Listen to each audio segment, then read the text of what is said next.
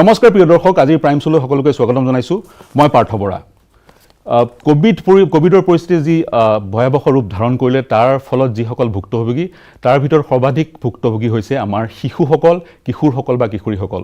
2020 মাৰ্চৰ আগলৈকে তেওঁলোকে শুনি আছিল চীনত এটা ভাইৰাছ ওলাইছে যি বিধ্বংসী ৰূপ ধাৰণ কৰিছে, বহু লোকৰ মৃত্যু হৈছে। কিন্তু তেওঁলোকে গমেই নাপালে কেতিয়া সেই ভাইৰাছটো তেওঁলোকৰ ওচৰ পালেহি, ভাৰতবৰ্ষ পালেহি, যাৰ ফলত এদিন ভাৰতবৰ্ষ বন্ধ হৈ গ'ল, নিস্তব্ধ হৈ গ'ল সমগ্ৰ দেশ, তেওঁলোকৰ স্কুল বন্ধ হৈ গ'ল। যিখনক আমি এক প্ৰকাৰ জীৱন গঢ়াৰ কমাৰশাল বুলি কওঁ, সেইখন বন্ধ হৈ গ'ল। স্কুলত ছাত্ৰ ছাত্ৰীসকল বা আমাৰ শিশু কিশোৰসকল কেৱল শিক্ষা গ্ৰহণ কৰিবলৈ নাযায়, তাত তেওঁলোকৰ সামাজিক আদান প্ৰদান হয়, খেলা ধূলা কৰে আৰু তেওঁলোকৰ জীৱনে গ্ৰহ লয়। কিন্তু সকলো বন্ধ হৈ গ'ল, যাৰ ফলত মানসিকভাৱে যথেষ্ট প্ৰভাৱিত হ'ল আমাৰ শিশুসকল। আমাৰ হাতত কিছু এলাৰ্মিং ডেটা আছে, বহুত চিন্তনীয় কিছুমান তথ্য আমাৰ হাতত আছে, সেই তথ্যসমূহ দিম আৰু আমি আজি আলোচনা কৰিম। যিহেতু পুনৰ স্কুলসমূহ খুলিছে, ভেকচিনেশ্যন হৈছে, thanks to our scientist, vaccination সফল ৰূপত হৈছে আৰু ভেকচিনে কাম দিছে, যাৰ ফলত হাম কাটিছে কিছু পৰিস্থিতি, যাৰ ফলত স্কুলসমূহ খুলিছে। স্কুলসমূহ যিহেতু খুলিছে, আমাৰ শিশুসকলক, কিশোৰীসকলক আমি কোভিডৰ আগৰ যি পৰিস্থিতি, সেই পৰিস্থিতি কেনেকৈ ঘূৰাই দিব পাৰোঁ, সেই সন্দৰ্ভত আমি আলোচনা কৰিম। আৰু আজি আমাৰ ষ্টুডিঅ'ত উপস্থিত হৈছে কেইজনমান অতি বিশেষ অতিথি। সদৌ অসম মইনা পাৰিজাত আৰু 9 is Mine নামৰ সংগঠনটোৰ তেওঁলোক সদস্য। তেওঁলোক আজি আমাৰ ষ্টুডিঅ'ত উপস্থিত হৈছে আৰু তাৰ লগতে আছে বিশেষজ্ঞ। পোনপ্ৰথমে মই তেওঁলোকক চিনাকি কৰাই দিব বিচাৰিম। আমাৰ মাজত আছে বিদিশা শইকীয়া, 18 বছৰীয়া বিদিশা শইকীয়া, বিদ্যুপন হাজৰিকা ধেমাজিৰ 17 বছৰীয়া, মীনাক্ষী মালিক গুৱাহাটীৰ কনিষ্ঠতম সদস্য আজিৰ এই শ্ব'টোৰ, অৰ্ণৱ ৰাজনাথ ধেমাজিৰ পৰা আৰু পপ্পী দাস শিৱসাগৰৰ পৰা। আৰু তাৰ লগতে আছে আমাৰ সৈতে সংযুক্ত হৈ আছে ইউনিচেফৰ উত্তৰ পূৰ্বাঞ্চলৰ মুৰব্বী মধুলিকা জনাথন আৰু গুৱাহাটী মেডিকেল কলেজৰ ডক্টৰ মাইথিলী হাজৰিকা। সকলোকে স্বাগতম জনাইছোঁ। ইতিমধ্যে মই ইন্ট্ৰডাকশ্যনটো দিলোঁৱেই, যথেষ্ট এক চিন্তনীয় এটা বিষয়। প্ৰথমে মই এই শিশু কিশোৰসকলৰ সৈতে কিছু কথা সুধিলোঁ, তাৰপিছত আপোনালোকৰ ওচৰলৈ আহিম। প্ৰথমতেই মই যাব বিচাৰিছোঁ মীনাক্ষী। প্ৰায় 1.5 বছৰ স্কুল বন্ধ থাকিলে, ঘৰতেই অনলাইন যোগেদি পাঠ গ্ৰহণ কৰিবলগীয়া হ'ল, শিক্ষা গ্ৰহণ কৰিবলগীয়া হ'ল। আপুনি আমাক কওক আপোনাৰ অভিজ্ঞতা, কি কি সমস্যা হৈছিলে বা কি কি এডভান্টেজ আছিলে অনলাইন ক্লাছেছৰ? আপুনি যিখিনি শিক্ষকসকলে আপোনাক শিকাইছিল অনলাইনৰ মাধ্যমেৰে, এটা টেলিফোনৰ যোগেদি, মোবাইল ফোনৰ যোগেদি বা টিভিৰ যোগেদি, কম্পিউটাৰৰ যোগেদি, আপুনি কি কি অসুবিধা পাইছিল বা কি কি এডভান্টেজ আছিলে? আমাৰ স্কুলত জুম বা গুগল মিটত ক্লাছ হোৱা নাছিল আৰু অকল হোৱাটছএপতে নোটছবোৰ আমাৰ পঠাই দিছিল। এইকাৰণে আমাক বুজিবলৈ বহুত অসুবিধা হৈছে আৰু আমাৰ টিচাৰ্ছবোৰে ইমান গম পোৱা নাছিল কি জুম বা গুগল মিটত ক্লাছ কৰিব লাগে। আৰু ছাত্ৰ ছাত্ৰীসকলৰো বহুত অসুবিধা হৈছিল। কাৰোবাৰ কাষত মোবাইল নাছিল, কাৰোবাৰ কাষত। আপোনাৰ হাতত মোবাইল আছিল নে? মোৰ তাতে মোবাইল আছিলে। আপুনি যিহেতু গুৱাহাটীৰ, ইণ্টাৰনেট স্পীডো চাগৈ ঠিকে আছিলে, মানে অসুবিধা পোৱা নাছিলে?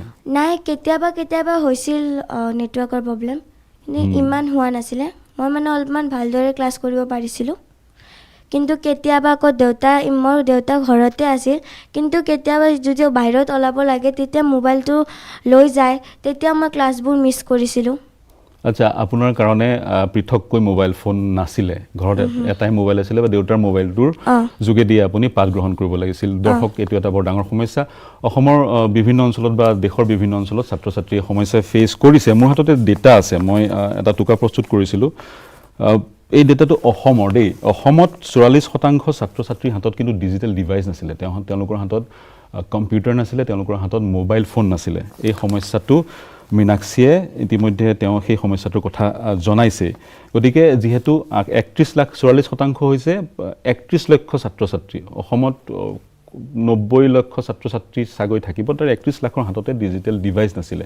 গতিকে কিছু সমস্যাৰ সৃষ্টি হৈছিলে, মীনাক্ষীয়ে এই বিষয়ে ক'লে। এতিয়া মই সুধিব বিচাৰিম আৰু এগৰাকী কিশোৰক, আমাৰ সৈতে উপস্থিত আছে বিতুপন, যিটো মই এতিয়া ক'লোঁ, মোবাইল ফোন নাছিলে বহুতৰ হাতত, 31 লক্ষৰ হাতত মোবাইল ফোনেই নাছিলে। কিন্তু আৰু কাৰোবাৰ ঘৰত যদি আছিলে, দেউতাকৰে পিতৃয়ে মোবাইল ফোনটো ব্যৱহাৰ কৰিবলগীয়া হৈছিল। আপোনাৰ কেনেকুৱা অভিজ্ঞতা? নমস্কাৰ। 2020 চনত গোটেই বিশ্বতে কৰোণা মহামাৰী বিয়পি পৰিছিল। যেতিয়া চৰকাৰে লকডাউন ঘোষণা কৰিছিল আৰু লকডাউন ঘোষণা কৰাৰ লগে লগে স্কুল, কলেজ আৰু বিভিন্ন ধৰণৰ শিক্ষানুষ্ঠানসমূহ বন্ধ কৰি দিছিল, তেতিয়া মই, মোৰ ভাইটি ভণ্টি, বন্ধু বান্ধৱী, ঘৰৰ সকলো চিন্তিত হৈ পৰিছিলোঁ ভৱিষ্যতলৈ আমাৰ কি হ'ব শিক্ষাৰ দিশত।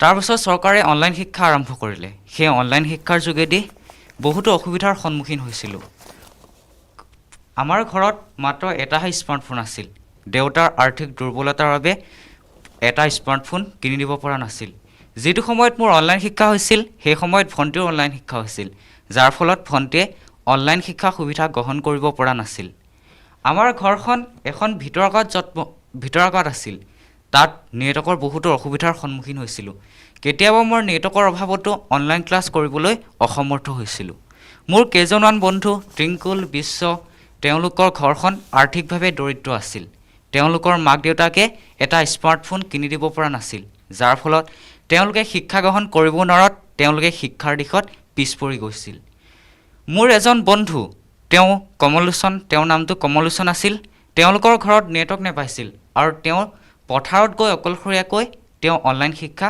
গ্ৰহণ কৰিছিল ঠিক তেনেদৰে অসমৰ চুকেকোণে থকা দৰিদ্ৰ পৰিয়ালৰ ল'ৰা ছোৱালীবিলাকে তেওঁলোকৰ এটা মোবাইল ফোনৰ অভাৱতে তেওঁলোকে অনলাইন শিক্ষাৰ পৰা বঞ্চিত হৈছিল বঞ্চিত হোৱাত তেওঁলোকে মানসিকভাৱে ভাগি পৰিছিল আৰু হতাশাত পৰিছিল আৰু বিভিন্ন ধৰণৰ সমস্যাই তেওঁলোকক দেখা দিছিল খুবেই সুন্দৰকৈ বিদ্যুৎপনে এক্সপ্লেইন কৰিলা কথাখিনি দৰ্শক মন কৰিব বা যিসকল পলিচি মেকাৰ তেওঁলোকে যদি শুনি আছে হাতত মোবাইল ফোন নাছিলে আৰু ইণ্টাৰনেটৰ স্পীডো নাছিলে তামিলনাডু চৰকাৰে ছাত্ৰ ছাত্ৰীসকলক মোবাইল ফোন ডিষ্ট্ৰিবিউট কৰিছিলে মই এতিয়া ডক্টৰ জনাথন আপোনাৰ ওচৰলৈ আহিব বিচাৰিম আপুনি শুনিলে তেওঁলোকে কি ক'লে you heard from them Now, what is your reaction? How do you see to it, the entire situation? Because I have already said the worst affected are the children. Yes. Right? So how is it impacting their mental health? I mean, the worst affected non-pharmaceutically are the children. How is it impacting? How do you see to it? In the pandemic, one thing that has really happened is that it was a very sudden thing that happened. And the whole education system actually went online. तो उसमें क्या हुआ कि जो schools थे जो colleges थे वो सब बंद हो गए और सब बच्चों को ऑनलाइन शिक्षा ग्रहण करनी पड़ी जी इसमें एक ये भी प्रॉब्लम हुआ कि जो टीचर्स थे बच्चे थे सबके लिए ये मीडियम ऑफ एजुकेशन बिल्कुल फ़र्क हो गया टीचर्स को अपने लेसन प्लान बदलने पड़े जिस तरह से वो शिक्षा देते हैं उसका जो माध्यम है उसको बदलना पड़ा they really have to reinvent themselves फिर इसमें ये भी हुआ कि जो बच्चे थे जैसे इन्होंने बताया कि जो डिफरेंट बच्चों के पास डिफरेंट इंफ्रास्ट्रक्चर था किसी के इवन टीचर्स के पास डिफरेंट तरह का इंफ्रास्ट्रक्चर था कि वो इस क्लास को किस तरह से लेते जब हम यूडाइस 2017-18 का डेटा देखते हैं तो उसमें हम देखते हैं कि असम में उस वक्त 84,000 बच्चे आउट ऑफ स्कूल थे और ये 17-18 का डेटा है तो ये कोविड से पहले का डेटा है और हम सोचते हैं कि ये नंबर्स और बढ़ गए होंगे अब जी नंबर्स बढ़ गए हैं in the entire country during the pandemic only 8% students regularly attended the online classes और जो 2019-20 का डेटा है यूडाइस का उसमें हम देखते हैं कि ड्रॉप आउट रेट्स बहुत बढ़ गए हैं सेकेंडरी स्कूल तक पहुंचते पहुंचते almost 32% children have dropped out of school तो ये हमारे नंबर्स हैं पर जब स्कूल खुला है तो उसमें एक नया चैलेंज रहा है क्योंकि जब टीचर्स ने बच्चों को वेलकम किया है तो उन्होंने उनको वापस बुलाया है स्कूल में और इसमें मैं गवर्नमेंट ऑफ असम को कंग्रेचुलेट भी करना चाहूँगी बधाई भी देना चाहूँगी कि स्कूल खोलने की प्रक्रिया में काफ़ी आई वुड से कि काफ़ी परिश्रम किया गया है काफ़ी लिया गया कि किस तरह बच्चे आएँ किस तरह से फेज़ वाइज बच्चे आएँ इसमें एक चीज़ जो मैं कहना चाहूँगी कि जो बच्चे आए उसमें भी हम देखते हैं कि पढ़ने लिखने मैथ्स करने की जो क्षमता है बहुत कम हो गई है क्योंकि 1.5 साल ये बच्चे स्कूल नहीं गए हैं जी फाइनली मैं एक और पॉइंट कहना चाहूँगी कि स्कूल एक ऐसी जगह है जहाँ पर बच्चे अपने दोस्तों से मिलते हैं जो सोशलाइजेशन प्रोसेस है वो प्रोसेस में बहुत मतलब इट हैज़ रियली रिग्रेस्ड उसमें बहुत कम है शुरुआत में मैंने बोला school is a place not only place for exactly तो उसमें एक और ये जो है क्योंकि गवर्नमेंट की तरफ से बच्चों को स्कूल में खाना भी मिलता है तो B it a issue of studying mental health और इवन न्यूट्रिशन वैक्सीनेशन क्योंकि स्कूल हेल्थ भी इसमें सफ़र किया है तो ये सब बहुत सारी चीज़ें हैं जो निकल कर आई और हम देखते हैं कि बच्चों के घरों में भी काफ़ी सारी हिंसा हुई है जी बच्चों को काफी सारे इश्यूज है I will come to you okay Maithili Hazarika আপোনাৰ ওচৰলৈ যাব বিচাৰিম ডক্টৰ হাজৰিকা আপুনি কেনেদৰে চাই গোটেই পৰিস্থিতিটো মোৰ প্ৰশ্নটো হৈছে শিশুসকল যিহেতু ঘৰতে আবদ্ধ হৈ থাকিলে মই আৰম্ভণিতে কৈছোঁ স্কুল কেৱল শিক্ষা গ্ৰহণৰ স্থানেই নহয় সামাজিক আদান প্ৰদান হয় ফ্ৰেণ্ডৰ সৈতে তেওঁলোকে কথা বতৰা পাতে আৰু খেলা ধূলা কৰে। যেতিয়া লকডাউন ঘোষণা হ'ল সকলো বন্ধ হৈ গ'ল, আমাৰ শিশুসকল কিশোৰসকল আবদ্ধ হৈ গ'ল এটা কোঠাৰ ভিতৰতে। তেওঁলোকৰ মানসিক যিটো কেনেকৈ প্ৰভাৱিত হ'ল? সকলোৱে কৈছে মানসিক চাপ পৰিছিলেই, আৰু সেইখিনি সময়ত আমি বহুত অনলাইন টেলিচাইকলজিও আৰম্ভ কৰিছিলোঁ। তেতিয়া মহিলাসকলে বা মাক দেউতাকসকলে ফোন কৰিছিলে আমাক যে কি কৰোঁ এতিয়া, কিয়নো সকলোৰে আমাৰ এটা ষ্ট্ৰাকচাৰ, যেনেকৈ ল'ৰা ছোৱালীবিলাকৰ লাইফটো এটা ষ্ট্ৰাকচাৰত চলে সদায় আৰু প্ৰেডিক্টেবল, যে আজি জানে যে কাইলৈ কি হ'ব সিহঁতৰ, ৰাতিপুৱা উঠিব লাগিব, টিফিন বান্ধিব লাগিব, যাব লাগিব ন, তোমালোকে এনেকুৱা কৰিছিলা, তোমালোকৰ এটা ৰুটিন আছিলে। সেই ষ্ট্ৰাকচাৰটো হঠাতে যেতিয়া ব্ৰেক হৈ যায় তেতিয়া কেনেকুৱা লাগে মানুহৰ, শ্বক ন, আমি কি কৰিম এতিয়া, হয়নে নহয়? সেনেকুৱা ধৰণৰ এটা তেওঁলোকৰ হৈছিলে। তাৰ উপৰি প্ৰেডিক্টেবল নাছিলে, কেতিয়াও এনেকুৱা ধৰণৰ আমি দেখা নাছিলোঁ। লকডাউন বোলা বস্তু এটা কোনেও শুনাই নাই লাইফত কোনেও। আমাৰ কাৰণে যোনটো নতুন, সিহঁতৰ কাৰণে কেনেকুৱা হ'ব। Lockdown, unpredictable, structure, safety issue, তাতে আহি গ'লে আকৌ ছেফলি থাকিব লাগিব, মানুহৰ পৰা দূৰত থাকিব লাগিব। মানুহৰ পৰা দূৰত মানে ককা আইতাৰ পৰা দূৰত থাকিব লাগিব ন। ককা আইতাৰ আকৌ বেছিকৈ লাগি গ'লে কি হ'ব, তেওঁলোকৰ বহুখিনি কোমৰ্বিডিটি থাকিলে ঢুকোৱাৰ চান্সটো বেছি।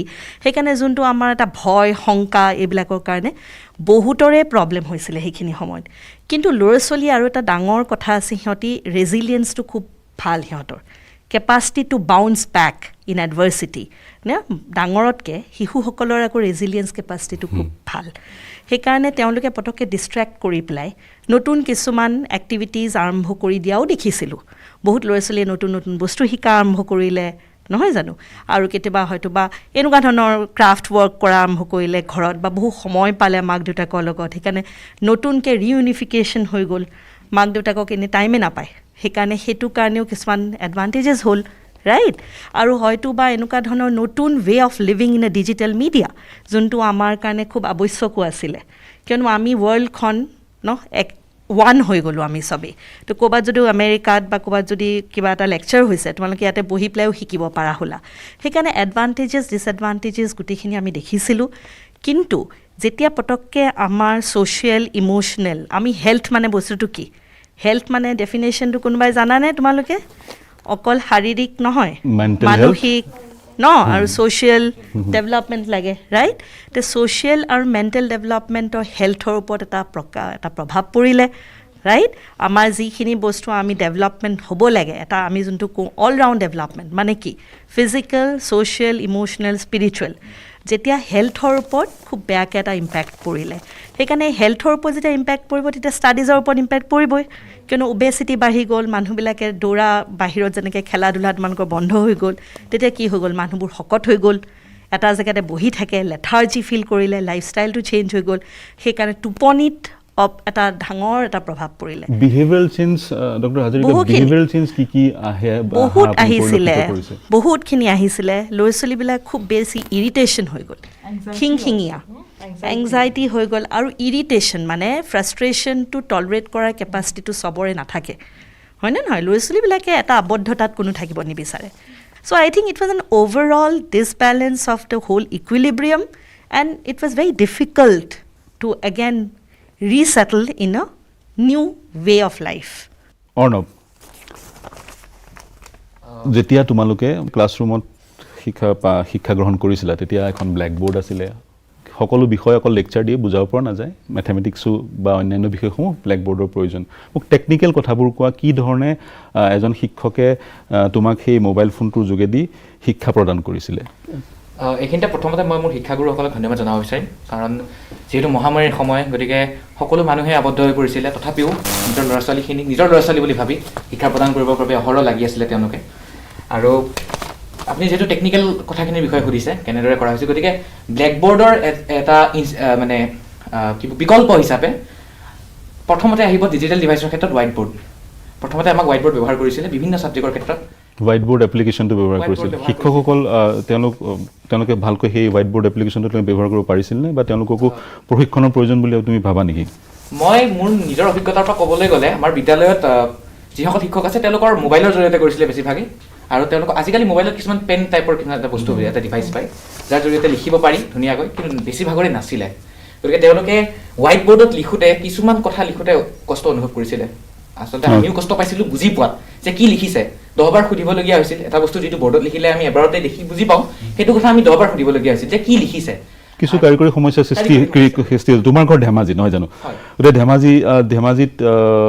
ধেমাজিত তুমি নিজৰ ঘৰৰ পৰাই অনলাইন যোগে তুমি শিক্ষা গ্ৰহণ কৰিছিলা কি তোমাৰ অভিজ্ঞতা বা ধেমাজিত বহু ছাত্ৰ ছাত্ৰী এনেকুৱা আছে যি বহুত দূৰ খোজকাঢ়ি বা বহুত দূৰ স্কুল দূৰণিবতীয়া জেগাত স্থানত তেওঁলোকৰ স্কুল অনলাইন শিক্ষা প্ৰদানৰ এই পদ্ধতিটো আৰম্ভ হোৱাৰ পিছত তেওঁলোকৰ কিছু সুবিধা হৈছিলে এইখিনিতে মই কৈছোঁ যে আমি যিহেতু যুৱ সাংবাদিকতাৰ লগত জড়িত গতিকে কেইগৰাকীমান ছাত্ৰ ছাত্ৰী আছে যিগৰাকীক আমি সুধিছিলোঁ এখন ভিতৰৰ গাঁৱৰ ছাত্ৰ ছাত্ৰী মাইকটো অকণমান ওচৰত লোৱা কেইগৰাকীমান ছাত্ৰ ছাত্ৰীক আমি সুধিছিলোঁ যে তোমালোকে কি পাইছা অনলাইন ক্লাছৰ পৰা কি ক'ব বিচাৰিবা এটা ভাল দিশ বা এটা বেয়া দিশ তেওঁলোকে কৈছিলে তেওঁলোকৰ যিখিনি কথা আমি যিখিনি সকলোৱে অনুভৱ কৰিছোঁ সেইখিনি তেওঁলোকে কৈছে কিন্তু তেওঁলোকে উল্লেখ কৰিছিলে যে আমাৰ ঘৰ স্কুলৰ পৰা বহুত দূৰত আৰু যিহেতু ধেমাজিখন বানপানীৰে জৰ্জৰিত কিছু সময়ত বানপানী হয় স্কুলসমূহ বন্ধ হৈ যায় আমি ঘৰতে থাকিব লাগে পঢ়িব লাগে বেলেগ আমি কৰিব নোৱাৰোঁ কিন্তু অন্ততঃ অনলাইন ক্লাছৰ ফল পৰা এইটো হৈছিলে যে তেওঁলোকে অন্ততঃ ঘৰত থাকি বিদ্যালয়ত নোযোৱাকৈ বানপানীৰ সময়তো কিন্তু শিক্ষকৰ লগত সংযোজিত হ'ব পাৰিছিলে যদিও সেই সময়ত নেটৱৰ্কৰ বহুত সমস্যা হয় এইটো সকলোৰে বাবে সকলোৱে জানেই নেটৱৰ্কৰ সমস্যাৰ বাবে অনলাইন ক্লাছত বহুত অসুবিধা হয় কিন্তু তেওঁলোকে অন্ততঃ শিক্ষকৰ লগত জড়িত হৈ থাকিব পাৰিছিলে কিবা এটা নোৱাৰিলে অন্ততঃ ক'ব পাৰিছিলে যে এইটো পৰা নাই বা এইটো বুজাই দিয়ক এই ক্ষেত্ৰত মই এইটো কথা উল্লেখ কৰিব বিচাৰিম আৰু ধেমাজি যিহেতু নেটৱৰ্কৰ সমস্যা মই বিশেষকৈ অনুভৱ কৰা নাছিলোঁ কিন্তু আমাৰ বিদ্যালয়ৰ মোৰ নিজৰ সহপাঠী কেইজনমান আছিলে যিগৰাকীয়ে কৈছিলে যে নেটৱৰ্কৰ সমস্যাৰ বাবে কেতিয়াবা ক্লাছত হয় এই বিতুপনি এতিয়া ক'লে নহয় নেটৱৰ্কৰ সমস্যা তেওঁ পাইছে নেটৱৰ্কৰ সমস্যা যথেষ্ট আছিল আৰু যিহেতু মোৰ নিজৰ মোবাইল ডিভাইচ নাই যিহেতু মই ক্লাছ 9তে পঢ়ি আছোঁ গতিকে মোৰ নিজৰ মোবাইল ডিভাইচ নাই বহুতৰ আছিলে কিন্তু এই ক্ষেত্ৰত এটা কথা মই দেখিছোঁ যে মোবাইল ডিভাইচ থাকিও কিন্তু তেওঁলোকে বিদ্যালয়ৰ ক্লাছতকৈ আনুষংগিক কাম কাজতে বেছি মন হয় সেই বিষয়টোলৈ আহিম তেওঁ বৰ গুৰুত্বপূৰ্ণ এটা কথা কৈছে দৰ্শক তেওঁ তুমি যিহেতু 9ত পঢ়া গতিকে এওঁৰ হাতত মোবাইল ডিভাইচ নাই এই বিষয়ে আৰু কথা পাতিম বহুকেইটা গুৰুত্বপূৰ্ণ কথা পাতিম কিন্তু এতিয়া আমি ল'ব লাগিব প্ৰিয় দৰ্শক বিৰতিৰ পিছত পুনৰ উভতি আহিছোঁ অতি গুৰুত্বপূৰ্ণ এটা বিষয় আমি আলোচনা কৰি আছিলোঁ যিহেতু যি কোভিড পৰিস্থিতি কিছু সামকাটি আৰু ছাত্ৰ ছাত্ৰীসকল পুনৰ স্কুললৈ যাবলৈ আৰম্ভ কৰিছে কিন্তু তেওঁলোকৰ 1.5 বছৰ তেওঁলোক ঘৰতে আবদ্ধ হৈ আছিলে যাৰ ফলত তেওঁলোক যথেষ্ট প্ৰভাৱিত হ'ল মই পুনৰ কৈছোঁ যদি সকলোকৈ বেছি প্ৰভাৱিত হৈছে আমাৰ শিশুসকল কিশোৰীসকল গুৰুত্বপূৰ্ণ এটা কথা পাতি আছিলোঁ এজ এপ্ৰপ্ৰিয়েট কণ্টেণ্টৰ বিষয়ে মই বিদিশা আপোনাৰ পৰা জানিব বিচাৰিম আপুনি মাজুলীৰ আপোনাৰ হাতত মোবাইল ফোন আছিলে আৰু মাজুলীত ইণ্টাৰনেট কানেকশ্যন কেনেকুৱা মাজুলীত ইণ্টাৰনেট কানেকশ্যন কিছুমান ঠাইত সুবিধাজনক কিন্তু কিছুমান ঠাইত ইণ্টাৰনেট কানেকশ্যন একেবাৰে পোৱা নাযায় যাৰ কাৰণে বহুত শিক্ষাৰ্থীয়ে অনলাইন শিক্ষা ল'ব পৰা নাছিলে হয় আমিও পেপাৰে পত্ৰই পঢ়িছিলোঁ বা আমিও বাতৰি সংগ্ৰহ কৰোঁতে দেখা পাইছিলোঁ কোনোবা ছাত্ৰ ছাত্ৰীয়ে বহুত দূৰলৈ গৈ বা ৰুফটপত উঠি বা গছৰ ওপৰত উঠি ইণ্টাৰনেট কানেকশ্যনৰ কাৰণে উঠি পেলাই তেনেকৈ শিক্ষা গ্ৰহণ কৰিবলগীয়া হৈছিল তেতিয়া সমস্যাৰ সৃষ্টি হৈছিলে এটা আমি বিষয় উত্থাপন কৰিছিলোঁ অৰ্ণৱে এটা কথা কৈছিলে আপোনাৰ হাতত মোবাইল ফোনটো আছে নহয় জানো মোবাইল ফোন আছে তাত ইণ্টাৰনেট কানেকশ্যন আছে আৰু আপুনি আপোনাৰ হাতত এটা স্কোপ আছে অৱকাশ আছে যে আপুনি একাডেমিক বস্তুবোৰ চোৱাৰ লগতে অন্যান্য বস্তুবোৰ চাব পাৰে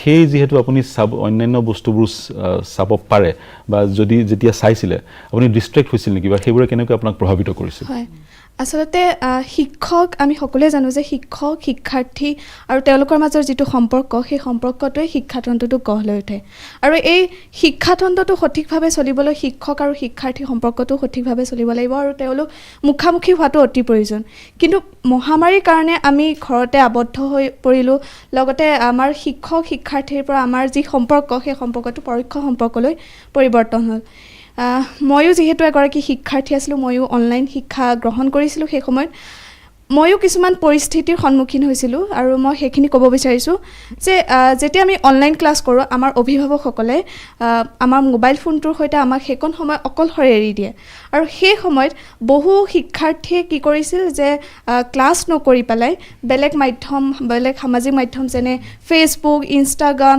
ইউটিউব এইবিলাক চলাবলৈ তেওঁলোকে আৰম্ভ কৰিছিলে লগতে অভিভাৱকসকলে এনেকুৱাও মন্তব্য দিয়া দেখা গৈছিল আমাৰ শিক্ষকসকলক যে তেওঁলোকে বয়সৰ লগত অনুপযুক্ত ভিডিঅ' চাবলৈ আৰম্ভ কৰিছিল যাৰ ফলত অভিভাৱকসকল বৰ হতাশাত ভোগা গৈছিল আৰু দ্বিতীয়তে আমি যিহেতু সৰুৰ পৰা আনুষ্ঠানিক শিক্ষা গ্ৰহণ কৰি আহিছোঁ আনুষ্ঠানিক শিক্ষাত এজন শিক্ষকৰ প্ৰতি শিক্ষাৰ্থীৰ শ্ৰদ্ধাভাৱটো জাগি উঠিছিল কিন্তু এই অনলাইন শিক্ষালৈ যেতিয়া আমাৰ শিক্ষাটো পৰিৱৰ্তন হ'ল সেই সময়ত তেতিয়া সেই শিক্ষকজনৰ প্ৰতি আমাৰ শিক্ষাৰ্থীৰ যি শ্ৰদ্ধাভাৱ সেই শ্ৰদ্ধাভাৱটো কোনোবাখিনিত কমা দেখা গ'ল মই যেতিয়া ক্লাছ কৰিছিলোঁ ক্লাছ কৰা সময়ত কি হৈছিল আমাৰ এনেকুৱা ক্লাছত কি হৈছিল বহুত শিক্ষাৰ্থীয়ে শিক্ষকসকলক উদ্দেশ্যি অশ্লীল মেছেজ দিছিল, অশ্লীল ভাষা প্ৰয়োগ কৰিছিল আৰু ক্লাছটোত বিভিন্ন পৰিৱেশৰ সৃষ্টি কৰিছিল, বিভিন্ন গান বাজনা আহি বজাই মানে ৰুমটোত বেকগ্ৰাউণ্ডত যি চলি থাকে সেইখিনি আহি পৰে, এই ডিচিপ্লিন অনুশাসনটো নাছিলে আৰু মানে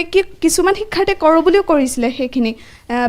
এনেকুৱা আমি যিহেতু জুম আৰু গুগল মিটত ক্লাছ কৰিছিলোঁ, সেই যিবোৰ লিংক দিয়ে আমাৰ শিক্ষকসকলে, কিছুমান শিক্ষাৰ্থীয়ে বাহিৰৰ বিদ্যালয়ৰ বাহিৰৰ মানুহক সেইবোৰ শ্বেয়াৰ কৰি দিয়ে।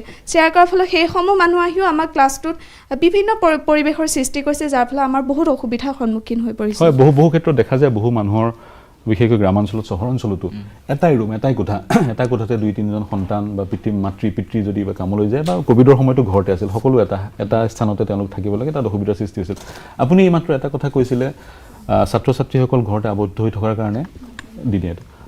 থকাৰ কাৰণে পেৰেণ্টছৰ ইণ্টাৰফেৰেঞ্চ বাঢ়িছিলে, বাহাৰ এটা আপুনি কথা উল্লেখ কৰিছিলে।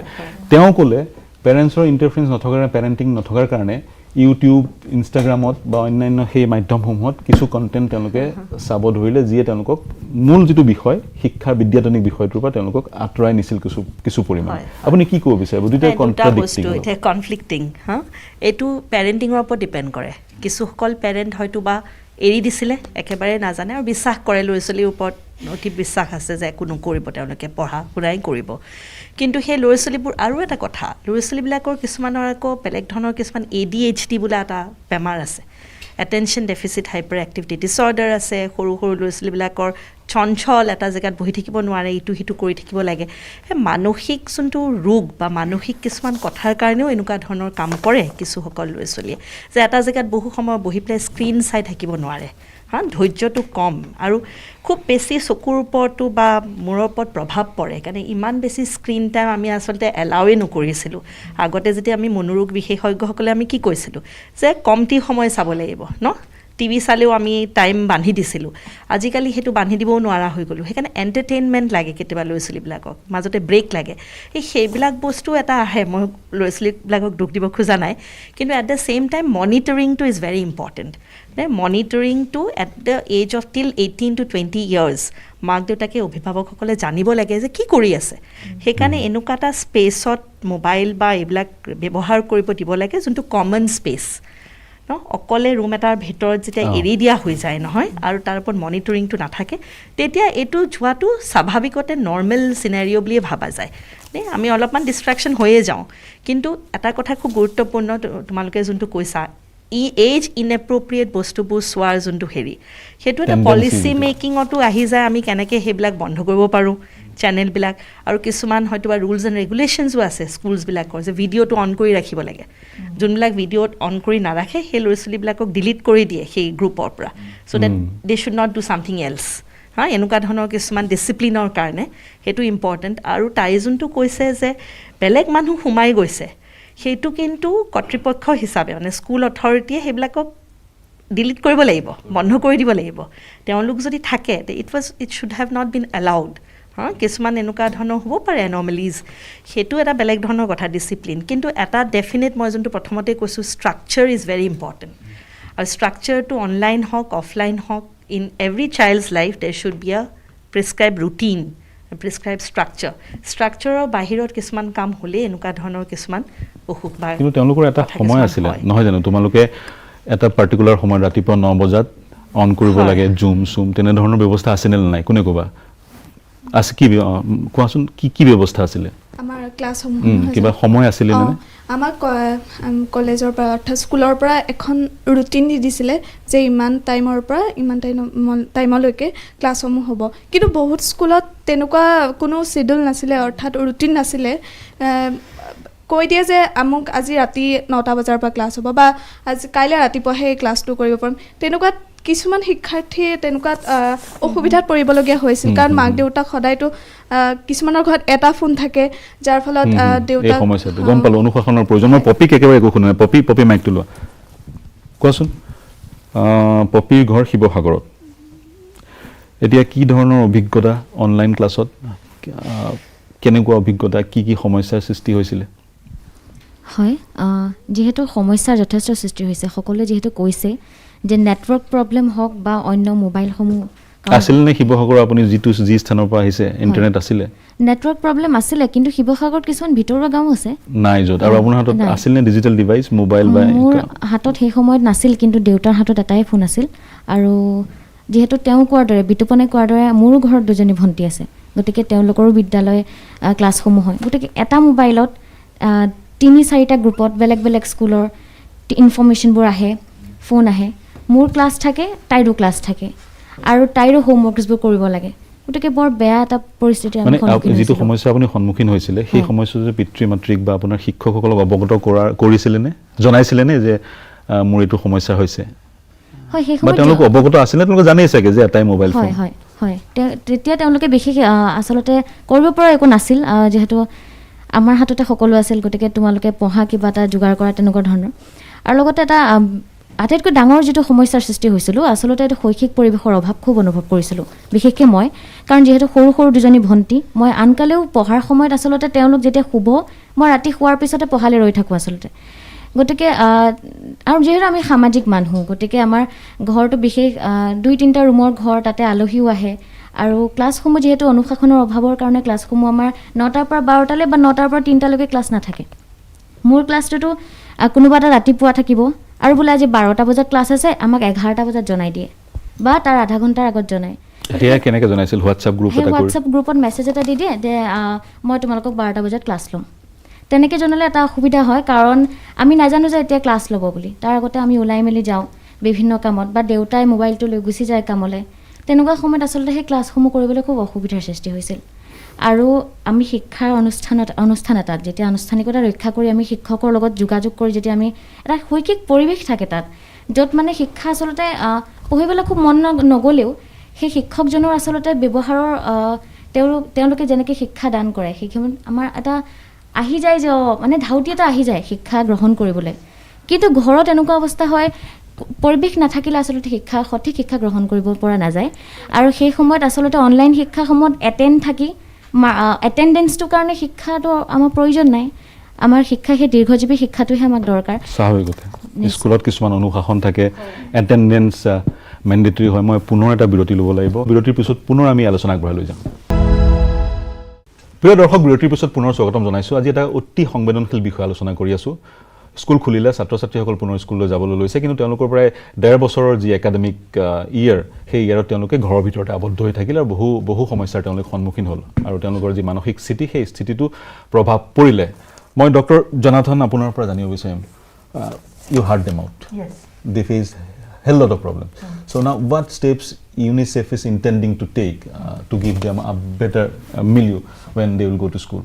2-3 चीज़ें हमने करने की कोशिश की है डिपार्टमेंट ऑफ एजुकेशन के साथ। काफ़ी सारे डिजिटल डॉक्यूमेंट्स बने हैं जो बच्चों तक पहुंच सकें, और वो सिंपल बने हैं, चाइल्ड फ्रेंडली बने हैं, उसमें डिजिटल वीडियोस हैं, स्टोरीज़ हैं।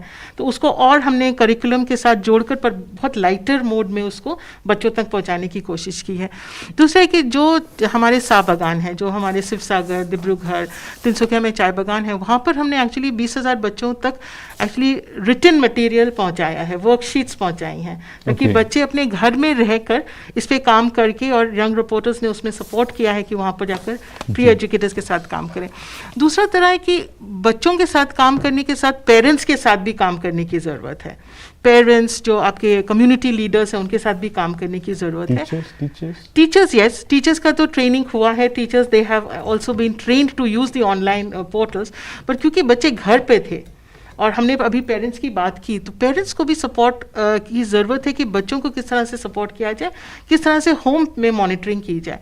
और इसमें एक बहुत स्पेसिफिक चीज़ जो हुई है कि जब स्कूल खुल रहे हैं तो फिर अब parents, teachers, specially tea gardens में टी मैनेजमेंट के साथ safe reopening of schools, Covid protocol कैसे मेंटेन की जाए, किस तरह से बच्चों को प्रोटेक्ट किया जाए, किस तरह से टीचर्स का वैक्सीनेशन हो, तो इस पे एक बहुत बड़ा काम होगा कि बच्चे जब स्कूल लौट कर आए दे आर सेफ। जी, घूम फिर के हम उसी मुद्दे पे आते हैं कि जी। स्कूल से ओपनिंग जी। Will have to give them a safe environment. Safe आपने environment। You raise the issue in tea gardens. Yes, वहाँ पे माहौल कैसा था? वहाँ पे जो बच्चे थे उनको उनके पास डिजिटल डिवाइस था या नहीं था? तो तो स्कूल ड्रॉप आउट रेट क्या है थोड़ा सा सो हमें टी बताइए। गार्डन्स में हमने देखा कि बहुत कम बच्चों के पास डिजिटल डिवाइसेस थे, तो इसीलिए वहाँ पर उसमें हमने एज एन इमरजेंसी मैकेनिज्म हमने 20,000 बच्चों के लिए मटेरियल प्रिंट करवाया, और ये मटेरियल उनको फिर हम लोग ने घर पे पहुँचाया थ्रू देयर टीचर्स, ताकि वो घर पे बैठकर, क्योंकि उनके पास डिजिटल डिवाइसेस नहीं थे, तो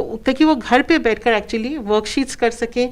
टीचर्स एक्चुअली घूमकर उन कम्युनिटीज़ में घूमकर थोड़ा सा मॉनिटरिंग करते थे और वो उस से कैचअप कर सकें।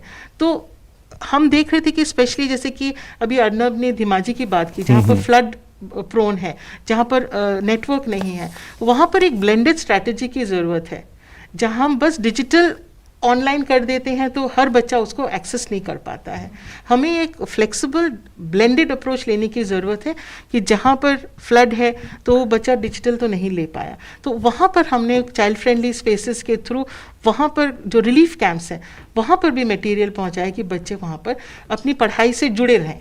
At least they have reading material, there are smaller libraries that are created, ताकि बच्चे के पास एक प्रिंट रिच एनवायरनमेंट हो कि वो हमेशा पढ़ते रहें, क्योंकि reading, writing and maths are basic skills. Yes, और এট দ্য সেম টাইম অনাগত সময়ত আৰু তেনেধৰণৰ লকডাউনৰ সম্ভাৱনা থাকিব পাৰে, গতিকে we should have a policy, we should have a proper policy by the government. এতিয়া যদি আপুনি দিল্লীতে চাই প্ৰদূষণৰ কাৰণে, because of pollution there has been lockdown. Yes, yes. Earlier there was lockdown for COVID and now there is lockdown for pollution. So again they are facing the same problem. Yes. মই doctor হাজৰিকাৰ ওচৰলৈ আহিব বিচাৰিম। মোৰ হাতত এটা বৰ চিন্তনীয় তথ্য আছে, মই লৈ আহিছিলোঁ। লকডাউনৰ সময়ত আপোনাৰ অসমতে পিতৃ মাতৃ হাৰা হ'ল, অনাথ হ'ল 1.2 লাখ শিশু কিশোৰ। গতিকে তেওঁলোকে যি ধৰণৰ এক মানসিক অৱস্থা তেওঁলোকৰ ওপৰত পৰিছে বা মানসিকভাৱে প্ৰভাৱিত হৈছে, তেওঁলোকৰ ইছ্যুটো কেনেকৈ এড্ৰেছ কৰিব পৰা যায়, বা চিভিল ছ'চাইটিৰ কৰণীয়খিনি কি আছে, বা চৰকাৰে কেনেধৰণে পদক্ষেপ ল'ব পাৰে? এইটো খুব চিন্তাশীল বিষয়। গোটেই ভাৰতবৰ্ষত 15 লাখ, অসমত 1.2 লাখ। সেইটো মানে তাকে আমি পাইছোঁ, বহুত শিশুক পাইছোঁ, মই নিজেই মোৰ নিজৰ পাৰ্চনেল এক্সপিৰিয়েঞ্চে আছে যে মানে গ্ৰীফটো খুবেই বেছি, ডিপ্ৰেশ্যনত গুচি গৈছে, হতাশাত ভুগিছিলে ল'ৰা ছোৱালীবোৰ। হতাশা তোমালোকে জানা সকলোৱে, ডিপ্ৰেশ্যন, মানসিক হতাশা। এই শিশুসকলৰ কাৰণে কিছুমান পলিচিজটো লাগিবই। এটাটো এডুকেশ্যনটো কেনেকৈ কণ্টিনিউ হ'ব পাৰে, আৰু যোনটো এডুকেশ্যন সিহঁতি পাই আছিলে সেইটোৱে কণ্টিনিউ কৰিব লাগিব, তাতকৈতো কমাইতো কোনো দিব নোৱাৰে। চ' সেইটো গভৰ্ণমেণ্টৰ এটা পলিচি লাগিব। এতিয়া আমাৰ চাইল্ড ৱেলফেয়াৰ কমিটিয়েতো কিছুমান ডিচিশ্যনছ ল'ব লাগিব, আৰু এডপশ্যনটো কেনেকৈ আমি খুব মানে ফাষ্ট কৰিব পাৰোঁ, ফাষ্ট ট্ৰেক দেই। কিয়নো বহুত পেৰেণ্টছ মই আছে, মোৰ ওচৰলৈ বহুতে ফোন কৰিছিলে যে তেওঁলোক এডপ্ট কৰিব খুজিছিলে ল'ৰা ছোৱালীক, কিন্তু এডপশ্যনৰ যোনটো প্ৰক্ৰিয়াটো ইমান বেছি দীঘলীয়া আৰু শ্ল' আৰু যোনটো মেথড ইউজ কৰা হয়, this not should be made very immediate and fast, so' that সেই ল'ৰা ছোৱালীখিনি যিখিনি মাক দেউতাকে হয়তো বা ল'ব পাৰে, এডপ্ট কৰি পেলাই ভাল শিক্ষা দিব পাৰে, লৈ ল'ব পাৰে, তেতিয়া ফেমিলি এটাও পাব তেতিয়া। চ' সেইটো এটা বেলেগ ধৰণৰ কথা। আৰু গভৰ্ণমেণ্টৰতো এনেকুৱা ধৰণৰ ইনষ্টিটিউট লাগিব, যোনটো ইনষ্টিটিউটত হয়তো বা তেওঁলোকে কেনেকৈ নৰ্মেলি সকলো লগতে ডাঙৰ দীঘল হ'ব পাৰে। এটাতো নিজৰ ফেমিলি ৰিলেটিভছ আছে, তো সেইখিনিতো ফেমিলি ৰিলেটিভছে কৰিবই, যাৰ ৰিলেটিভছখিনি আছে। যদি নাই আৰু কোনেও যদি দায়িত্ব নলয়, তেতিয়া গভৰ্ণমেণ্টে কেনেকৈ দায়িত্ব ল'ব লাগিব, সেইটো এটা স্পেচিয়েল উইং, স্পেচিয়েল কমিটিয়ে একচুৱেলি চাব লাগে। সেইকাৰণে মই ভাবোঁ এটা হোলিষ্টিক প্লেন এটা ডেভেলপ কৰিব লাগিব পলিচি মেকাৰ্ছে, উইথ ছাম স্পেচিয়েল প্ৰফেচনেলছ, মানে ইনপুট আৰু ইনফৰ্মেশ্যন লৈ পেলাই। কিন্তু আমি সকলোৱে আগবাঢ়ি আহিব লাগিব। এটা কমিউনিটিজ এণ্ড ৰেচপনচিবিলিটিটো খুব ইম্পৰ্টেণ্ট দেই, গোটেই সমাজৰে এটা দায়বদ্ধতা যে আমি কেনেকৈ আগবাঢ়ি যাব পাৰোঁ এই শিশুসকলৰ কাৰণে। কিছুমান খুব পেৰেণ্টছ আহিছিলে কিন্তু মোৰ ওচৰলৈ, মই গাইডো কৰিছিলোঁ, কিন্তু তেওঁলোকে এতিয়ালৈকে পাৰা নাই এডপ্ট কৰিবলৈ। প্ৰিয় দৰ্শক, এই মুহূৰ্তত মই এই শিশু কিশোৰসকলে গুৱাহাটী আৰক্ষী আয়ুক্তৰ সৈতে কথা বতৰা পাতিছিলে, তেওঁলোকে ইণ্টাৰভিউ লৈছিলে আপোনালোকে, হয় নাই? গুৱাহাটী আৰক্ষী আয়ুক্ত হৰমিত সিঙে বৰ এটা গুৰুত্বপূৰ্ণ কথা এওঁলোকক কৈছে। কথাটো হৈছে, পেৰেণ্টছসকলে, অভিভাৱকসকলে যেতিয়া ছ'চিয়েল মিডিয়া ইউজ কৰে, খুবেই সংবেদনশীল এটা ৰূপত তেওঁলোকে ব্যৱহাৰ কৰিব লাগে। আৰু তেওঁ আহ্বান জনাইছে যে যেতিয়া তেওঁলোকে ছ'চিয়েল মিডিয়া ব্যৱহাৰ কৰে, অভিভাৱকসকলে যাতে চাই চিতি তেওঁলোকৰ সন্তানৰ যি ফটো, সেই ফটো ছ'চিয়েল মিডিয়াত দিয়ে। আহকচোন কি কৈছিল তেওঁ, আমি শুনো। যে সামাজিক মাধ্যমৰ ক্ষেত্ৰত অভিভাৱকসকলৰ সচেতনতাৰ ওপৰত আপুনি কি ক'ব খোজে?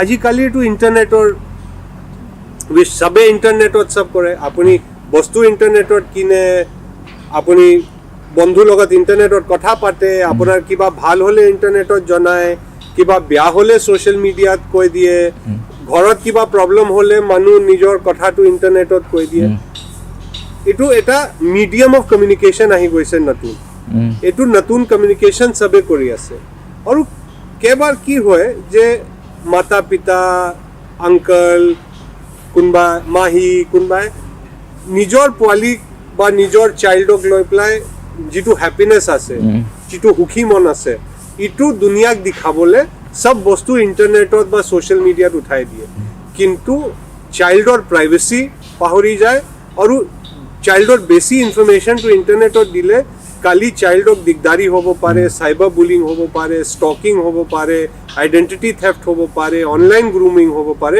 ইটো চিন্তা নকৰে তো ইটো চিন্তা কৰাবলৈ আৰু বুজাবলৈ কি আপুনি কিমানটো বস্তু এটা চাইল্ডৰ ইণ্টাৰনেটত শ্বেয়াৰ কৰিব পাৰে ইটো কথাৰ কাৰণে আমি শ্বেয়াৰেণ্টিঙৰ প্ৰগ্ৰামটো চেন্সিটাইজেশ্যনটো আৰম্ভ কৰিছোঁ এই শ্বেয়াৰেণ্টিং শব্দটো 2010-2012 তেনেকুৱা সময়ত আমেৰিকাত উঠিছে ইণ্ডিয়াত এতিয়া ইমান জাগৰূকতা নাই চ' এইটো জাগৰূকতা আনিবলৈ শ্বেয়াৰেণ্টিং কি আছে এইটো বুজাবলৈ আমি এইটো আৰম্ভ কৰিছোঁ হৰমিত সিঙে বৰ এটা গুৰুত্বপূৰ্ণ তেওঁ কথা কৈছে তেওঁলোক গুৱাহাটী আৰক্ষীৰ এটা কেম্পেইনে আছে শ্বেয়াৰেণ্টিং আমি সচৰাচৰ দেখোঁ বা আপোনালোকেও দেখে চাগে কিছু অভিভাৱকে তেনেধৰণৰ ফটো সন্তানৰ ফটো ছ'চিয়েল মিডিয়াত দিয়ে তো আহ্বান জনাইছে তেনেধৰণৰ ফটো যাতে দিব নালাগে বা চাই চিতি দিব লাগে সেই ফটোসমূহৰ অপব্যৱহাৰ হ'ব পাৰে প্ৰিয় দৰ্শক এটা বিৰতিলৈ পুনৰ যাম বিৰতিৰ পিছত আমি আজি যিসকল উপস্থিত আছে শিশু কিশোৰ কিশোৰী তেওঁলোকৰ সৈতে কথা বতৰা পাতিম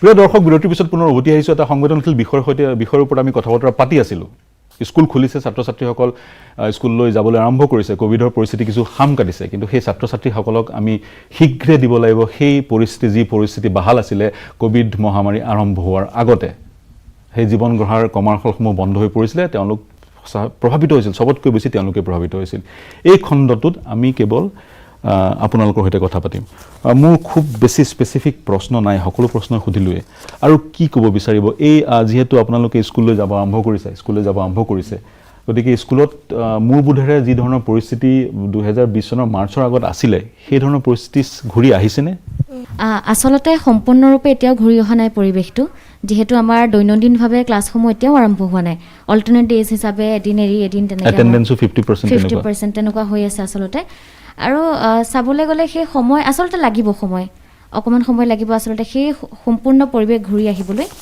আৰু আমি এতিয়াও যথেষ্ট কোভিড প্ৰট'কল মানি চলি মাস্ক পিন্ধি ডিষ্টেঞ্চ মেইনটেইন কৰি আমি এতিয়াও ক্লাছসমূহ কৰিব লগা হৈছে আৰু আচলতে আগতে যেনেকৈ আমি আমাৰ বন্ধু বান্ধৱসকলৰ লগত একদম হাঁহি ধেমালি কৰি টিফিন এনেকুৱা ব্ৰেক টাইমত সেইখিনি এনজয়মেণ্ট খেলা ধূলা কৰি সেইখিনি এতিয়াও পাব পৰা নাই আচলতে ডক্টৰ হাজৰিকা সেই দিনবোৰ ঘূৰাই পাবনে চেঞ্জ হ'ব হয়নে নহয় এতিয়া নতুনকৈ তোমালোকে বেলেগ ধৰণে আনন্দ কৰিব লাগিব মাস্ক পিন্ধি পেলাই আনন্দ কৰিব লাগিব হয়নে নহয় কিয়নো আমি বহুত চেঞ্জ হৈ গ'লোঁ আৰু এতিয়া অৰ্ণৱ এই ক্ষেত্ৰত যিটো সুধিছে যে আগৰ পৰিস্থিতি ঘূৰি আহিছে নাই মই ক'ব বিচাৰোঁ স্কুল খুলিলে আমাৰ বিদ্যালয়ৰ কথা কৈছোঁ আমাৰ বিদ্যালয়ত আচলতে এতিয়া কি কৰিছে কোনো ক্লাছৰ ডেইলি হ'ব নৱম শ্ৰেণী অষ্টম শ্ৰেণী আৰু দশম শ্ৰেণী সদায় হ'ব কিছুমান ক্লাছ আছে ষষ্ঠ সপ্তম শ্ৰেণীৰ পঞ্চম শ্ৰেণীৰ তেওঁলোকৰ 3 দিনৰ মূৰে হ'ব 3 দিনকৈ হ'ব এতিয়া যদিও কিবা নিয়ম কৰিছে মই নাজানো মই বিদ্যালয় যাব পৰা নাই এনেকুৱা হৈছে যে নৱম শ্ৰেণীৰ ছাত্ৰ হিচাপে আগতে এনেকুৱা হয় শিক্ষকে যিটো ভেৰিয়েশ্যন লৈ বুজায় কোনো এটা কথা যিটো গাম্ভীৰ্যতাৰে তেখেতে বুজায় কিছু পৰিমাণে সেই গাম্ভীৰ্যতাৰ মই অভাৱ পাইছোঁ এইকেইদিনত আচ্ছা তেওঁলোকৰ এটা গেপ পৰিল নহয় হয় শিক্ষকসকলৰ এনেকুৱা এটা হৈছে যে আমি মিলিব পৰা নাই বা তেওঁলোকে আমাক তাৰ বাবে আকৰ্ষিত কৰিব পৰা নাই এনেকুৱা ধৰণৰ এটা দৰ্শক মন কৰিব দেই যেতিয়া স্কুল খুলিছে শিক্ষকসকলৰ লগত যিটো চিনাৰ্জি লেভেল লাগে চিনাৰ্জিটো মিচিং নাই তাৰমানে ন মীনাক্ষী কেনেকুৱা স্কুল গৈ কেনেকুৱা লাগিছে মোক স্কুল গৈ বহুত ভাল লাগিছে কিন্তু আগৰ নিচিনা পৰিস্থিতিটো নাই এতিয়া মানে আগত আমাৰ ডেইলি ক্লাছ হৈছিল এইকাৰণে আমাৰ যাবলৈ বহুত ভাল লাগিছিল কিন্তু এতিয়া অল্টাৰনেট ডেজ হোৱাৰ কাৰণে আমাক এদিন এৰি কেনে এদিন যাব লাগে এইকাৰণে আমাক ইমান ভাল নালাগে খেলা ধূলাৰ অনুমতি দিছে নাই আমাক এতিয়া খেলা ধূলাৰ অনুমতি দিয়া নাই আৰু ক্লাছবোৰ বহুত দেৰি কৰি চলি থাকে মানে 8টাৰ পৰা 3টালৈকে ক্লাছ চলি থাকে আৰু খেলাৰ ব্ৰেক টাইমটোও 15 মিনিট দিয়ে অকল এইকাৰণে আমাক আগতেতো বহুত তেনেকুৱা ভয় আছিল লাগে আগতেও 8টাৰ পৰা 3টালৈকে নাছিল জানো আগতে কোভিডৰ আগতে আগত আছিল কিন্তু মানে ব্ৰেক টাইমটো বেছি আছিল তেতিয়া 30 মিনিটৰ নিচিনা আছিল কিন্তু এতিয়া এইটো আধা হৈ গ'ল এইকাৰণে আমাক বহুত বৰ লাগি যায় পঢ়াতে লিখোতে চিলেবাছ কাভাৰ কৰিব লাগে চাগে শিক্ষকৰো কিছু তেওঁলোকৰ ওপৰতো প্ৰেছাৰ আছে চিলেবাছ কাভাৰ কৰিব লাগে চাগে আৰু আমাৰ ক্লাছবোৰ যদি দুটা ভাগত যদি ভগাই কিনে ক্লাছটো কৰিব পাৰি তেতিয়া আমাক টাইমটোও কমি যাব আৰু আমাক ইমান বৰো নালাগে আচ্ছা এটা পৰামৰ্শ আগবঢ়াইছে দুটা ভাগত ভগাই দিব লাগে ক্লাছটো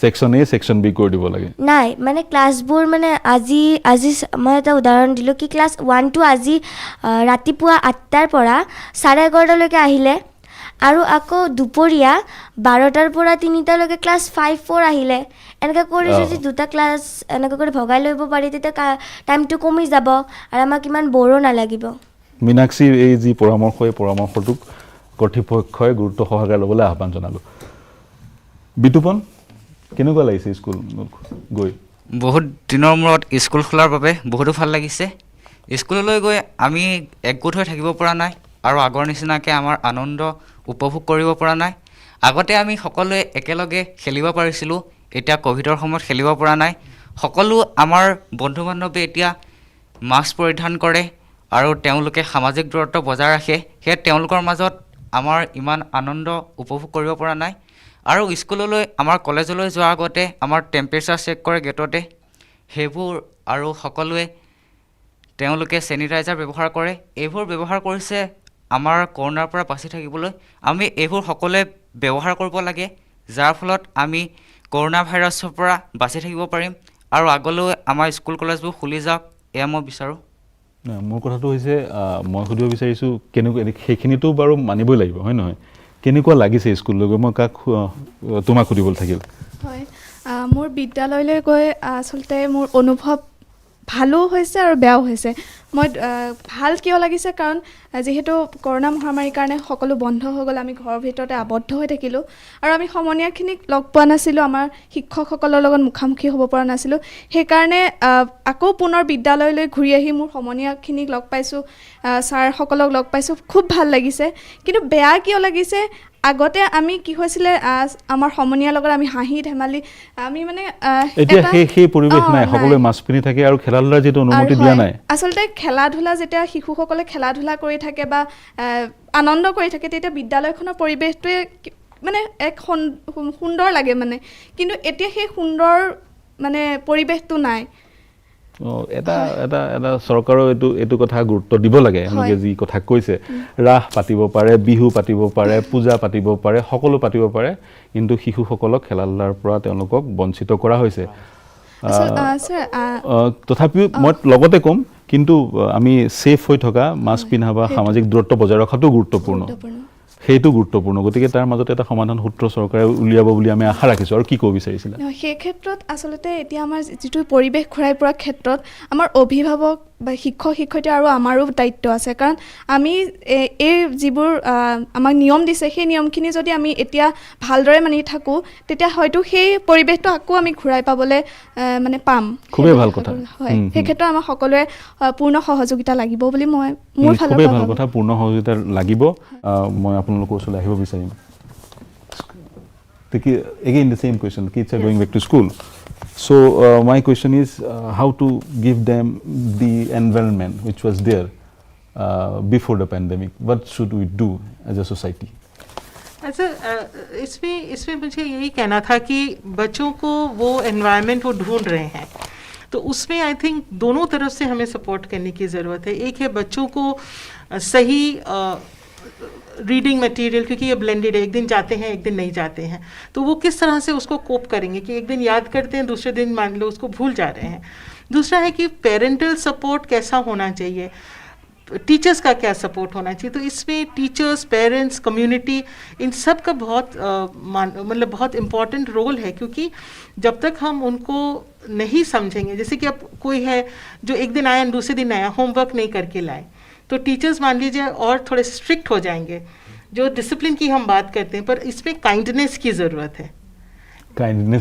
इसमें काइंडनेस की ज़रूरत है कि वो बच्चों को समझें क्योंकि किसी बच्चे के घर में वायलेंस है किसी बच्चे के घर में उसके पेरेंट्स का जॉब निकल गया है, किसी बच्चे के बहुत सारे भाई बहन हैं, सबके पास अपने अपने प्रॉब्लम्स हैं, कोई बच्चा बीमार है, किसी बच्चे का मतलब आपने अभी डिस्कस किया कि कुछ बच्चों के पेरेंट्स दे पास्ट अवे, गुजर गए, they have lost their parents.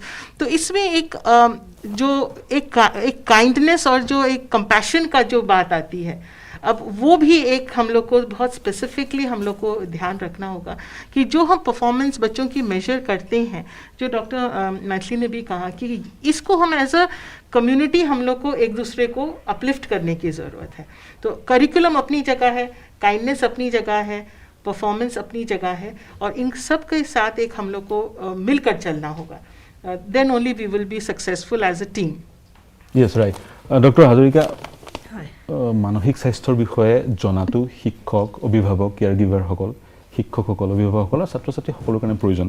এটা প্ৰশ্ন, স্কুলৰ যিটো আমাৰ পাঠ্যক্ৰম, সেই পাঠ্যক্ৰমত অন্তৰ্ভুক্ত কৰাৰ অৱকাশ আছেনে মানসিক স্বাস্থ্যৰ বিষয়ে? ইনফেক্ট নেশ্যনেল এডুকেশ্যন প্লেনত আমাক এতিয়া লৈছে, এই নতুন এডুকেশ্যন প্লেন 2020 মোৰ আণ্ডাৰটো আছে, বহুখিনি মেণ্টেল হেল্থৰ দিশটো মই চাইছোঁ।